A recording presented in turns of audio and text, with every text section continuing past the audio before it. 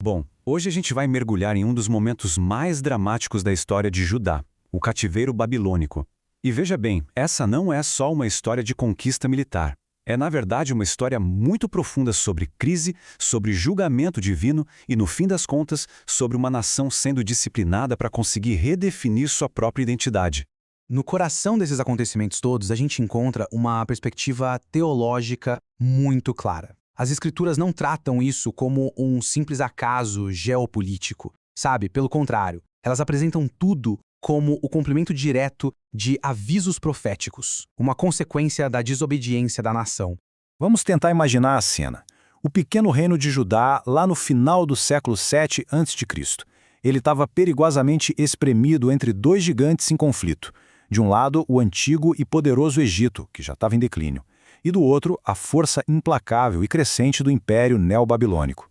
Judá estava literalmente numa encruzilhada, e cada decisão política era uma questão de sobrevivência. É fundamental entender que a ameaça de Nabucodonosor não era só sobre exércitos e muralhas. Para o povo de Judá, era uma crise de fé. Cada derrota no campo de batalha levantava uma pergunta espiritual angustiante. Será que Deus nos abandonou? Essa provação toda ia forçar uma reavaliação completa da identidade e da aliança deles. A morte do rei Josias, que era visto como um reformador justo, marcou um ponto de virada, um divisor de águas. Depois dele, Judá mergulhou numa espiral caótica, sabe? Submetendo-se a potências estrangeiras e tomando uma decisão desastrosa atrás da outra, o que acabou selando seu destino. Olha só a rapidez da queda. Em poucos anos, a gente vê uma sucessão de reis assim vertiginosa, alguns reinando por poucos meses. Essa instabilidade política toda reflete uma nação em queda livre, perdendo o controle do próprio destino e virando um peão nas mãos de impérios muito maiores. Aqui a gente vê claramente a mudança de poder. Primeiro, Judá estava sob o domínio do Egito, mas a Batalha de Carquemis, em 605 a.C., mudou o jogo todo. A vitória da Babilônia foi tão decisiva que Judá basicamente trocou um mestre por outro, caindo sobre a mão de ferro de um poder ainda mais formidável. E aqui está o ponto central da questão. Exatamente como profetas como Jeremias tinham avisado tantas vezes. A desobediência espiritual, inevitavelmente, leva a consequências históricas. A infidelidade a Deus resultou diretamente na submissão a reis humanos. As más decisões políticas não eram a causa raiz do problema, mas um sintoma de um coração que já tinha se desviado. E isso nos leva ao primeiro grande golpe que a Babilônia deu. Uma jogada estratégica pensada para enfraquecer Judá de dentro para fora. Por volta de 605 a.C., Nabucodonosor aplica uma tática imperial clássica, a deportação seletiva. A lógica era brutal, mas muito eficaz. Em vez de ocupar com força total, ele decapitava a nação, removendo justamente as pessoas com conhecimento, influência e habilidade para organizar qualquer tipo de rebelião. Os babilônios não levaram cidadãos aleatórios. Eles removeram sistematicamente o cérebro da nação, garantindo que Judá ficasse sem liderança, enfraquecida. E no meio desses primeiros exilados, a gente encontra uma figura notável, o jovem Daniel. Levado para o coração do Império Babilônico, cercado por uma cultura pagã, ele tomou uma decisão que ia definir o exílio para muitos. A fé dele não estava ligada ao Templo de Jerusalém, mas ao seu coração. Ele provou que a verdadeira devoção a Deus vai além da geografia. Mas, apesar do aviso claro da primeira deportação, a perda da sua elite, a liderança que sobrou em Judá não aprendeu a lição. Eles estavam prestes a cometer um último e fatal erro de cálculo.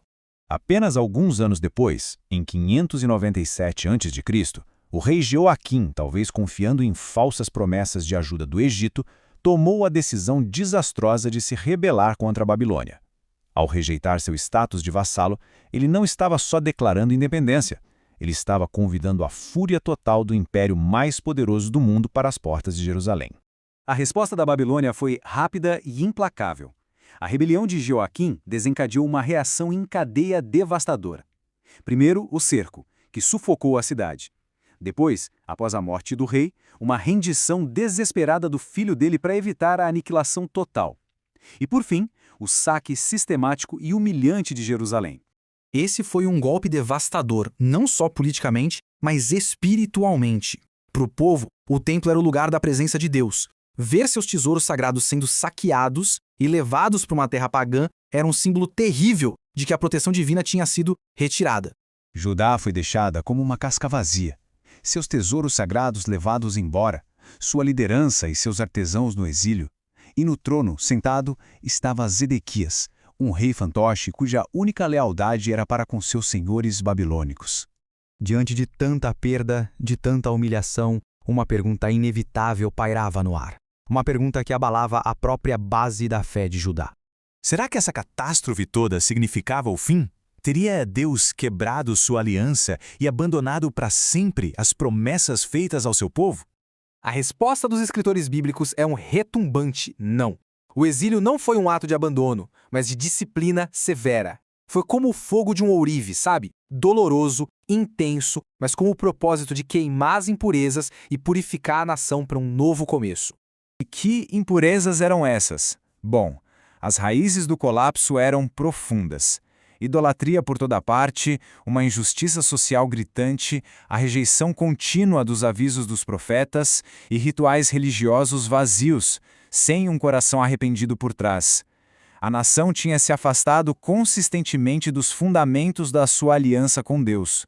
A história do exílio de Judá continua sendo um testemunho atemporal da conexão entre as nossas escolhas e as suas consequências, e ela nos deixa com uma pergunta desafiadora.